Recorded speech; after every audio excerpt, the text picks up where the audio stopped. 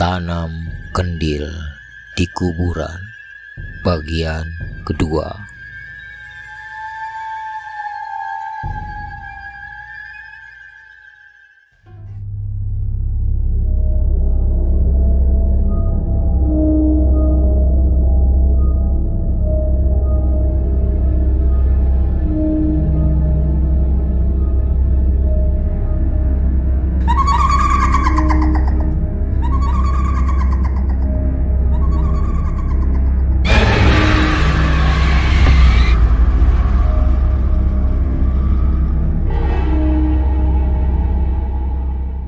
Asep mulai mempersiapkan linggis, sementara Somad memegang senter. Asep mulai menggali tepat di kaki makam Bang Kobar. Hawa dingin mulai masuk ke dalam tubuh kedua pemuda tersebut. Bulu kuduk pun mulai berdiri. Suasana mistis mulai terasa di sekitar makam Bang Kobar. Dengan gemetar, Asep cepat-cepat menggali. Namun belum sampai ke kedalaman yang diinginkan, hujan mulai turun, menambah suasana semakin tidak karuan. Asep pun terus menggali diiringi suara burung hantu dan hujan yang tak berhenti. Lubang terisi air. Setelah Asep merasa kedalaman lubang sudah lebih 50 cm, Somad pun menyerahkan kendil tersebut ke Asep untuk cepat-cepat ditanam di dalam lubang tersebut. Meskipun lubang penuh air, kendil tetap ditanam. Dengan gemetar, Asep menutup lubang tersebut cepat-cepat karena hujan semakin deras. Setelah selesai, mereka pun bergegas keluar dari area pemakaman. Dan akhirnya mereka keluar dari pemakaman dan lari menuju rumah Asep. Sesampainya di rumah Asep, jam menunjukkan pukul 3.50 pagi. Mereka pun mandi, membersihkan diri, dan akhirnya kedua pemuda tersebut tertidur. Hari mulai pagi, kedua pemuda tersebut terbangun. Rojak pun sudah datang ke rumah Asep. Sesuai janji, Rojak pun memberikan uang kepada kedua sahabatnya tersebut. Uang yang diberikan Rojak pun cukup lumayan besar, dan Rojak pun mengucapkan terima kasih kepada kedua sahabatnya. Dan seperti biasa, ketiga pemuda tersebut bermain bersama. Setelah jam 10 malam, Rojak pun pamit pulang. Kini tinggal Asep dan Somad yang masih bersama.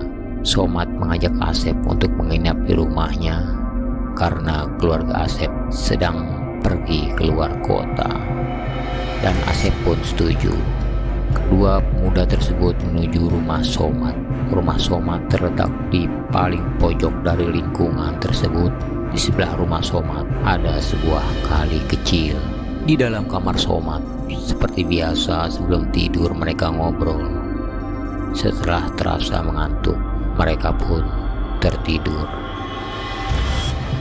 Tepat di jam 1.00 tengah malam, ada yang mengetuk di jendela kamar Somad. Namun ketukan tersebut bukan dengan tangan, tetapi menggunakan kepala yang dibenturkan ke jendela kamar Somad. Berkali-kali bunyi tersebut terdengar, namun karena rasa kantuknya Asep dan Somad tidak mendengar. Pada jam 2.10 tengah malam, Somad terbangun karena ingin ke kamar mandi. Setelah dari kamar mandi, Somad melihat ke arah jendela kamar karena ada bayangan besar seukuran kepala yang sedang membenturkan ke dinding jendela. Melihat itu pun Somad membangunkan Asep. Setelah keduanya terbangun dan melihat ke arah jendela kamar, Asep dan Somad pun memberanikan diri untuk membuka gorden jendela kamar. Dan setelah terbuka, apa yang dilihat keduanya? Sosok putih besar dengan ikat di kepala sedang membenturkan ke dinding jendela. Melihat hal itu, keduanya berlari keluar dari kamar menuju ruang tamu. Namun di ruang tamu kembali sosok tadi mengikuti dan kembali membenturkan kepalanya ke dinding jendela ruang tamu. Karena merasa takut, Asep dan Somad akhirnya keluar dari rumah dan lari menuju ke jalan raya yang ramai, dan akhirnya kedua pemuda tersebut ke tempat warung kopi yang buka 24 jam karena di sanalah mereka merasa aman. Setelah pagi, keduanya pergi ke rumah Rojak dan menceritakan apa yang dialami tadi malam. Mendengar cerita dari kedua sahabatnya tersebut, Rojak pun merasa ketakutan dan akhirnya mereka bertiga sepakat untuk pergi ke rumah Mbah Darmo untuk meminta bantuan agar tidak lagi diteror oleh hantu pocong tersebut. Sesampainya di rumah Mbah Darmo, ketiga pemuda tersebut mengutarakan maksud kedatangannya kembali ke rumah Mbah Darmo.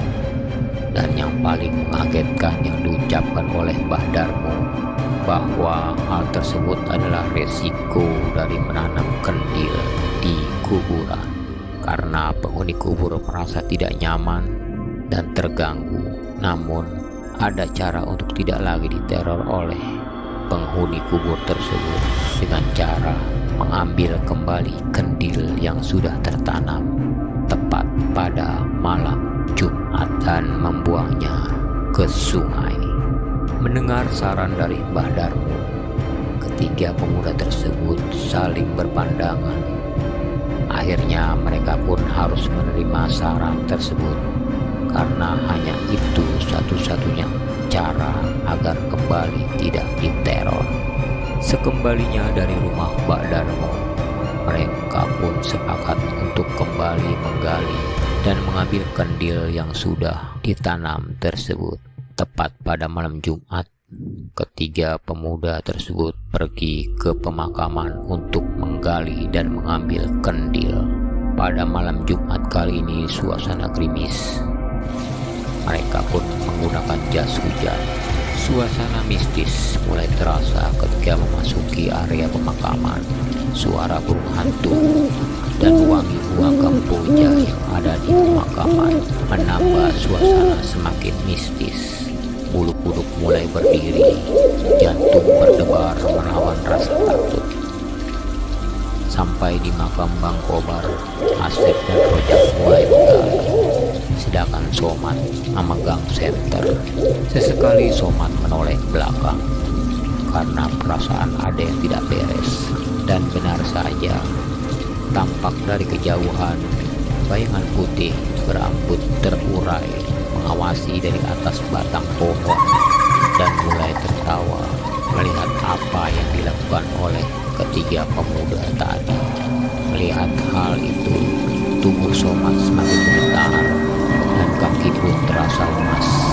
Akhirnya Somad memejamkan mata karena rasa takutnya. Tepat jam 4:10 dini hari menjelang subuh, pekerjaan ketiga pemuda tersebut selesai. Kendil pun dibawa oleh Rojak dan sambil berlari meninggalkan area pemakaman menuju rumah Somad, dan mereka pun membuang kendil tersebut di kali dekat rumah Somad.